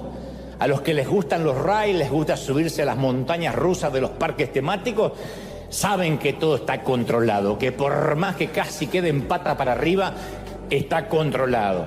Cuando estás en el mar, yo conocí a alguien que estuvo embarcado en alta mar porque pertenecía a la escuela de mecánica de la Armada en Argentina, y me decía, cuando la tormenta se pone recia, en el mar, no hay uno que no le ore o no le rece algo. Nadie queda ateo. Te haces, por la duda, orás a Dios y a la mezquita por las dudas, el que esté despierto. Pues la tormenta del mar es la pérdida de control absoluto. Incluso más que ir en un avión. Es la pérdida de control absoluto, porque el avión está conectado en última instancia con la torre de control. Pueden venir inmediatamente aviones caza de rescate, en el peor de los casos. Pero en el medio del océano, en el medio del mar, esto no es un océano, el del caso de los discípulos. Pero caramba, que se sienten así. Se sienten como si estuvieran en el Pacífico, en el Mediterráneo. Y los discípulos asumieron que Jesús llegaría de inmediato. ¿Por qué? Porque lo habían visto calmar tempestades como esta. Esta no es la primera vez que les pasa. En el mismo mar, lo habían despertado, hagamos memoria, durante una tormenta. Él dormía sobre la proa y él se paró, ordenó a los cielos que guardaran silencio y se acabó. Habían visto cómo aquietaba el viento y suavizaba las olas. Así que es lógico que con esa jurisprudencia, con ese preámbulo, con ese precedente, iba a bajar del monte en cualquier momento y vendría a ayudarlos. Pero esta vez él no bajó. Por eso digo que este mensaje va para aquellos que dicen, yo vi la mano de Dios en mi vida muchas veces, menos ahora. Pero yo vi como en otras veces oramos y la enfermedad se fue. Reprendimos y la suegra no encontró la casa. Pero ahora no está resultando, va a venir esta Navidad. Ahora, los muchachos tenían los brazos acalambrados de tanto remar. Y de Jesús, ni señales, nada. 3 horas, 4 horas de tempestad y los vientos embravecidos. Y la nave dando tumbos y nada de Jesús. Se acerca la medianoche. Estamos hablando que Embarcaron 6 de la tarde, 6:30. Estamos llegando a la medianoche. Y han estado ahí por unas 6 horas. Y hasta acá la tormenta está ganando, como te está sucediendo a ti, quizás, que la tormenta te está ganando. Y el maestro no aparece por ninguna parte. Son casi las 2 de la madrugada en nuestra historia y Jesús no aparece. Y Pedro, Andrés, Santiago, Juan, han visto tempestades como estas, son pescadores. Su vida es el mar, así se ganan la vida o así se supone que se la ganan. Y ellos han visto en estos años las embarcaciones en la playa por la mañana después de una tormenta, los cascos destrozados. Y han estado en funerales de otros pescadores y en funerales de otros marineros. Y saben mejor que nadie que esta noche bien podría ser la última. Antes que la mañana se transformara en noche, Jesús también tuvo razón ese día para llorar, para correr, salir corriendo, para gritar e incluso dudar. Si alguna vez tuvimos uno de esos días en que todo el mundo nos demanda algo, yo sé que todos lo tuvimos y lo tenemos, especialmente nuestra familia. Cuando tu esposo te demanda algo y tus hijos te demandan algo y la suegra te demanda algo y tu madre te demanda algo y no te acordás de tu madre, señor, llévatela, si ya vivió esta señora, llévatela. ¿Viste cuando todo el mundo te reclama algo y encima te llaman, hay gente que lo llama el pastor, te agradezcan que yo no te llamo? ¿Qué pasa, hermano? Que hace un domingo que no lo veo, ¿se enfrió? Y voy a decir, ay, Señor, aleluya. Entonces, repasemos un día en la vida de Jesús, especialmente ese día, que por la tarde, insisto, mandó a los discípulos al mar y él se sube a un monte a estar solo. Aquella mañana comenzó con la noticia, apenas se despierta, creo que Jesús ni siquiera se había tomado un café, cuando le llega la noticia de la muerte de su primo.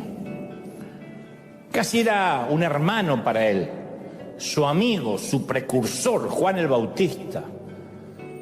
Habían matado a su primo, lo habían asesinado. Es una noticia que a Jesús le dolió profundamente. Las 2 madres habían quedado embarazadas a la vez. Su mamá María, la mamá de Juan el Bautista, nacieron juntos, se criaron juntos, jugaron juntos. Después fue el precursor el que salió a predicar de que el Mesías vendría tras de él. Bueno, su primo, el hombre que estuvo más cerca de Jesús en su juventud, más que ningún otro, acababa de ser asesinado. Así que si perdiste un ser amado, a la persona que te conocía más que nadie, porque eso es lo que más duele. En un funeral no duele tanto el parentesco, sino si esa persona conocía tus secretos, porque se los llevas consigo. Y eso hace que uno diga, hoy no tengo a esa persona si las cosas se ponen feas. Esa persona para mí no fue mi papá, fue Juan Carlos Ortiz, el fundador de esta congregación, el que me llamó a venir a California, y yo podía hablar con él lo que sea. Así me hacía sentir. Podía contarle lo que sea. Podía decirle, acabo de matar a alguien, y decía, trajiste una pala y lo enterramos. No era que era cómplice de asesinato, pero era esas personas que uno podía abrirle el corazón y hablar. Podíamos hablar de nuestros pecados sin pudor, de nuestras debilidades. No tenía que fingir, no me sentía juzgado. Y cuando él partió a la eternidad, yo sentí que quizás nunca más pueda volver a tener un pastor de esos, un mentor de esos. Así que Jesús sabe lo que uno siente cuando pierdes a un ser querido. Piensa en cómo reaccionarías si además te dijeran que tu mejor amigo fue decapitado por un incestuoso monarca, y te vas a dar una idea remota de cómo comenzó aquella mañana para Cristo. Eso es una mala mañana, eso es lo que yo llamo comenzar un pésimo día. Pero además la noticia llega con una advertencia que le dicen, el mismo Herodes que le cortó la cabeza a Juan va por la tuya. El mismo Herodes está interesado en verte. De manera que cuando aquella mañana Jesús se entera que la vida de Juan fue cegada y su propia vida amenazada, Jesús necesita sí o sí tener un tiempo a solas, necesita pensar. Porque no podemos creer que Jesús, el que caminaba en la tierra, aunque era el Hijo de Dios, era el Jesús que estaba sentado a la derecha del Padre tiempo después o antes de venir a nacer en el vientre de María. Él vivió, soportó las cosas de un hombre, la misma desesperanza, por momentos la misma tristeza, lloró. Así que no lo veamos como un superhéroe de Marvel al que dijo, muy bien, Herodes, ven por mí, aquí te espero. Eso no pasó. Así que supongo que cuando le llega la amenaza de muerte, también él se preocupa, caramba. Pero antes que pudiera irse a descansar y a pensar sobre la muerte repentina de su amigo, llegan los discípulos. Así es el orden de acontecimientos según las Escrituras. El Evangelio de Marcos dice que los apóstoles se reunieron con Jesús inmediatamente después que él se había enterado de la muerte de su primo. Pero ellos venían a contarle cómo los había respaldado el poder de Dios en todo lo que habían aprendido de Jesús, porque Jesús los había mandado a predicar. Y estos venían como rockstar, venían felices. Jesús los había comisionado para que proclamaran el Evangelio y lo autenticaran con milagros. Entonces ellos llegan, Jesús, Jesús, justo cuando Jesús se quiere ir, insisto, porque se acaba de enterar de la muerte del primo, llegan los muchachos, Jesús, Jesús, estaban exultantes. ¡Ah, Dios nos usó! Estaba como Guillermo recién ahí, estuvimos en Chiapas, estaba así. Y el corazón de Jesús va desde el paso de un lamento fúnebre y lóbrego al tener que escuchar la algarabía de sus discípulos. Y desde entonces dividimos la vida antes del dolor y la vida después del dolor, como un parteaguas. Hay un momento en la vida, y no hablo de una cuestión menor, de un examen de matemáticas en el cual no fue mal, una multa, un ticket en el tránsito. No, yo hablo de esas tragedias que literalmente dividen nuestra vida en un antes y un después. Y ya la vida no es como la conocíamos. Antes de nuestro dolor, Dios se veía y se sentía muy cercano. Podíamos orar, podíamos buscar a Dios y decíamos, ahí está. Después del dolor fue más difícil de ver y sentir a Dios. No porque Dios se haya distanciado, sino porque nuestro paradigma, nuestra perspectiva cambió. Como que si el haber tenido que pasar por esa crisis inesperada, si bien no eclipsó a Dios, pero sí sentimos que esa crisis lo quitó a Dios de nuestra vista. Y de algún modo extraño nos cuesta orar, nos cuesta buscar a Dios porque nos desilusionamos con Dios. Yo sé que Dios es soberano, que Él sabe lo que hace y que Él no tiene que pedirle permiso a nadie. Eso nos lo pueden decir cientos de veces, aún así la desilusión está. Sería torpe decir, no nos duele porque sabemos que Dios es Dios. Claro que duele cuando nos pasa algo a nosotros. La mayoría de nosotros podemos completar esta frase que comienza diciendo, si Dios me amara, entonces... Y ahí podemos completarla con, no habría permitido este cáncer. Si Dios me amara, nunca mi hijo habría sido sepultado antes que yo. No habría Dios permitido que la iglesia se dividiera por un chisme. Y esto se lo han preguntado pastores, yo tengo amigos, consiervos que me han dicho, yo no puedo creer con todo lo que yo luché 30 años en una iglesia y por un chisme infundado, por el levantamiento de una mentira, media congregación se fue. Uno dice, ¿por qué Dios lo permite? Y uno puede decir, bueno, Dios sacó los que se tenían que ir. Uno siempre le puede buscar una explicación torpemente humana y lógica, pero uno sigue preguntándose, si Dios me amara no habría permitido ese hambre, el terremoto, el tsunami, que un camión lleno de niños se desbarrancara cuando iban de vacaciones de verano. Entonces esa frase, si Dios me amara no habría sucedido, definen las expectativas que tenemos de Dios. Y cuando el dolor llega a nuestro mundo, cuando la piedra rompe la ventana de nuestros corazones, es lógico que las dudas afloren a la superficie. No está mal dudar. Cuando la vida duele demasiado, uno duda hasta de Dios. Y esto no respeta la estatura espiritual de nadie. Duda desde el predicador hasta el que se considera apóstol y el último que se agregó a la congregación la semana pasada. Dudamos, porque los fragmentos de los vidrios rotos opacan nuestra visión de la vida, de lo que creíamos, y ahora ya no estamos tan seguros de lo que estamos viendo. Nos congregamos, venimos, pero no estamos tan seguros de lo que estamos viendo, de lo que estamos sintiendo. Y eso es precisamente lo que le sucedió a los discípulos durante una noche de tormenta, una noche histórica de tormenta donde pensaron que lo que veían no era lo que veían. Tampoco estaban seguros de lo que estaban viendo, como nos pasó a nosotros. Y te cuento algo más. Yo estoy seguro que los discípulos, si pudieran hacer un flashback, volver el tiempo atrás, lo harían de nuevo, subirían a esa barca. Digo, los muchachos subirían al mismo bote y navegarían en la misma tormenta. ¿Cómo lo sé?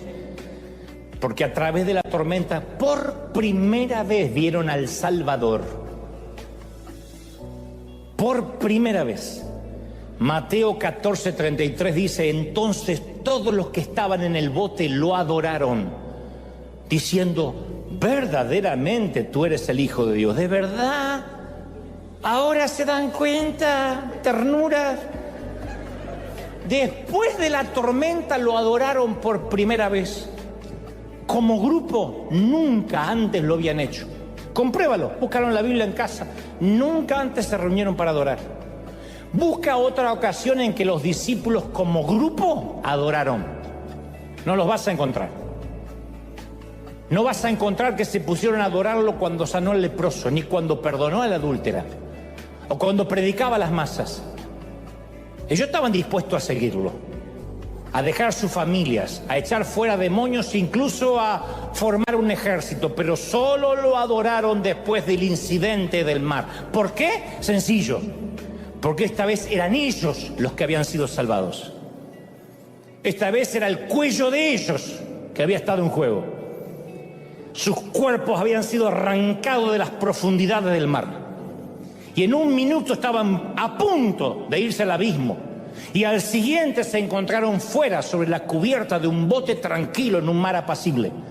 Así que los tipos adoraron por primera vez. Hicieron la única cosa que uno puede hacer cuando el Señor suspende una sentencia de muerte: alzar la vista y agradecer y adorar.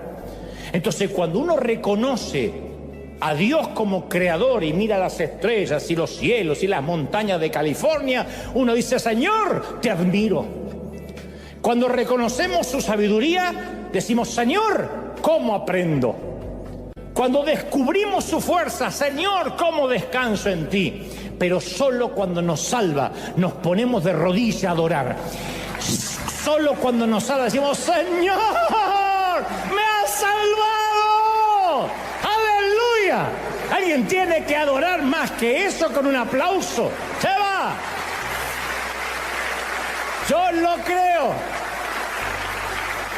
Entonces, este es un escenario de antes y después. Antes de nuestro rescate manteníamos a Dios a distancia. O sea, no es que dejamos de ser cristianos, pero veníamos una vez cada semana aquí, 2 horitas y a casa. Sí, Dios es importante, pero también mis vacaciones. Sí, Dios es importante, pero también mi empleo, la casa que quiero comprar, el auto soñado. O sea que Dios comparte el mismo lugar con otras prioridades. Pero entonces un día viene la tormenta.